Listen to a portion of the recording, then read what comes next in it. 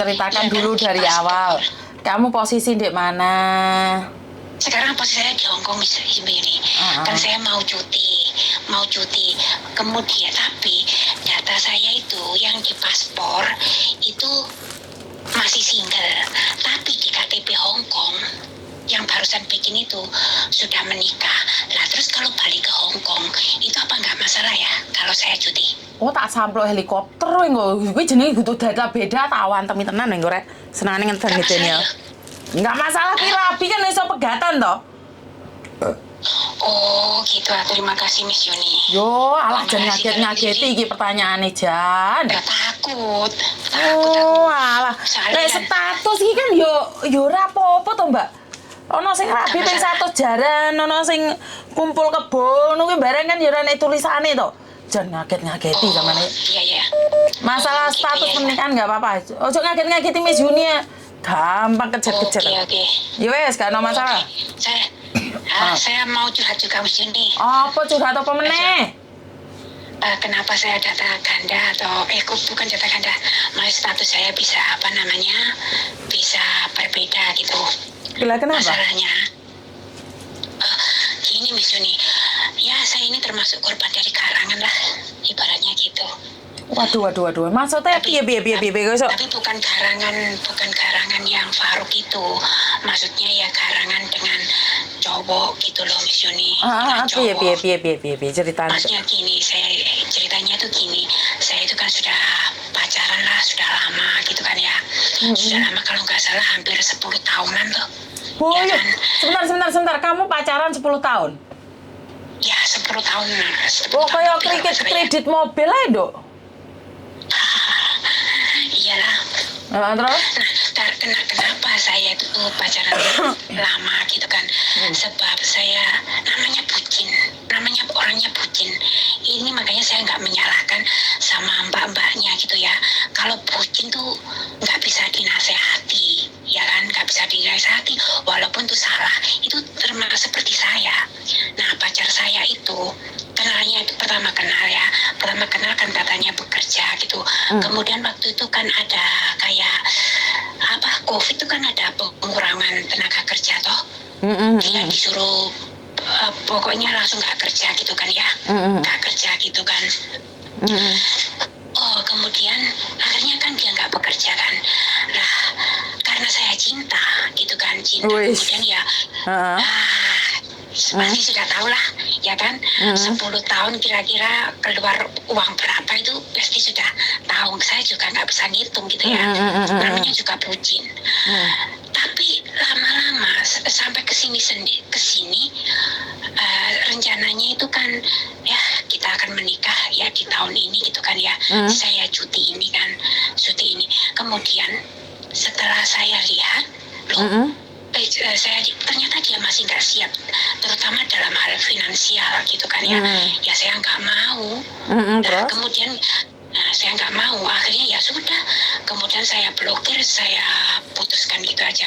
Lah kenapa data saya sampai married dan sebagainya itu saya itu kan nggak punya siapa-siapa di sini.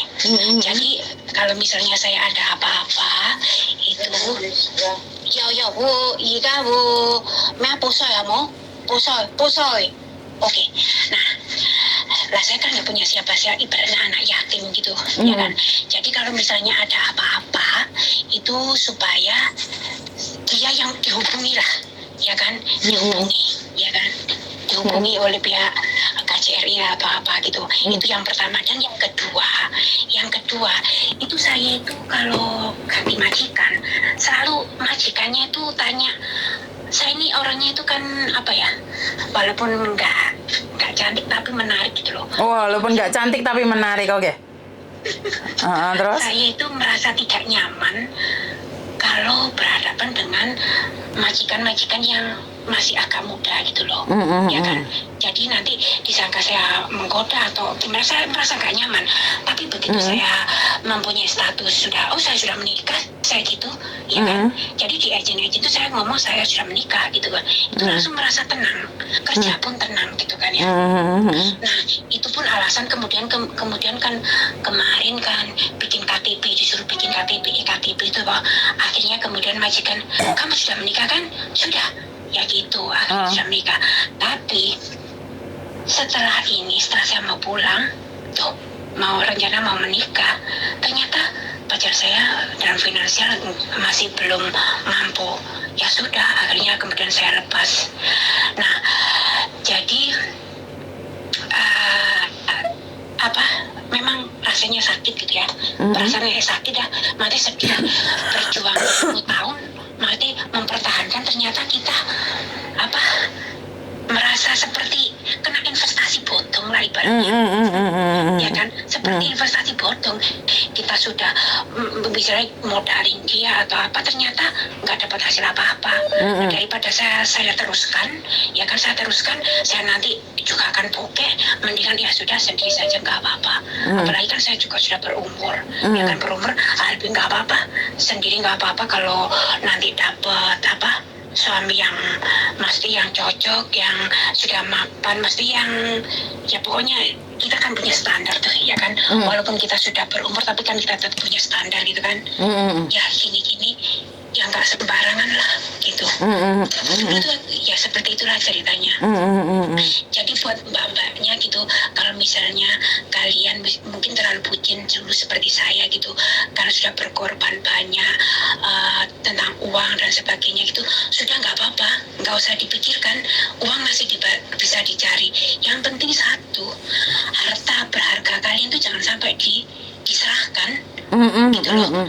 Kalau sampai itu sudah diserahkan, kita sudah angkat tangan, karena nggak ada lagi yang berharga yang kita pertahankan. Seperti saya, walaupun saya sudah 10 tahun, kita juga sering ketemu, ya kan.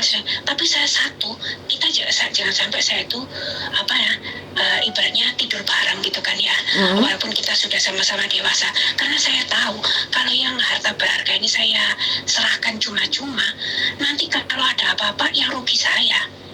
Nah, karena saya tahu sekarang saya bisa, walaupun sekarang dikatakan perawan tua lah, sudah karatan lah, saya suwot gitu loh, nggak apa-apa. Yang penting apa? Ketika saya tahu saya masih merasa berharga gitu kan ya, saya meninggalkan dia nggak masalah, rasanya ringan. Justru saya juga justru berpikir, kalau kamu meremehkan saya, maksudnya meremehkan atau nggak menghargai saya, kamu rugi kalau saya tinggalkan gitu. Sebab apa? Saya masih di Hongkong, uang yang hilang masih bisa dicari lagi, tapi mencari cewek yang seperti saya mau memodeli kamu, yang mau berkorban buat kamu selama ini saat kamu jatuh, nggak ada lagi, belum tentu mau. Apalagi kamu juga sudah tua, pikirku gitu sih, sama-sama tua. Intinya gitu, ya toh. Jadi buat mbak-mbaknya misalnya yang sudah terlanjur tidur bareng atau apa, ya sudahi saja. Yang penting bikin diri kita berharga lagi gimana, mumpung ada kesempatan di Hongkong. Mumpung kita fokus cari uang, kita masih bisa menjadi lebih baik kok. Tapi kalau nanti kita terpuruk, menangis, menyesal, aku lihat di kontennya mesyunya, yang menyesal gini, menangis, ditinggalkan pacarnya, yang selingkuh dan sebagainya, itu justru kasihan banget. Move on lah, berarti hargai diri kamu, gitu loh. Sudahlah, biarkan uang yang hilang sudah. Yang terpenting kamu menjadi manusia baru lagi, menjadi diri kamu sendiri yang baru gitu. Jadi itulah. Ya terima kasih lah Miss Yuni ya. Ternyata saya kalau cuti aman-aman saja. Iya, jadi wes nggak usah berpikir yang aneh-aneh. Semoga sukses juga. Jadi wes ini garangan itu tidak seharusnya ada di hatimu. Oh jelas itu Miss Yuni. Aku akan bikin dia menyesal. Bahkan aku akan miskinkan dia. Jangan pernah punya dendam tapi ya. Karena saya tidak ingin kalian berdendam dengan siapapun. Bukan Miss Yuni.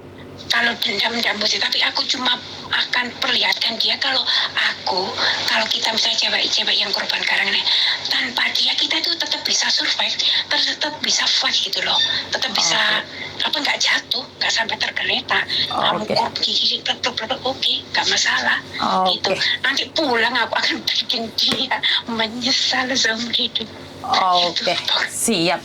Ya, jadi ya, kalau pacaran jangan lama-lama, karena pacaran itu bukan kredit mobil ya. Wes, Pokoknya intinya Siap Miss Yuni. lebih Siap, sukses thank lagi you ya. atas infonya.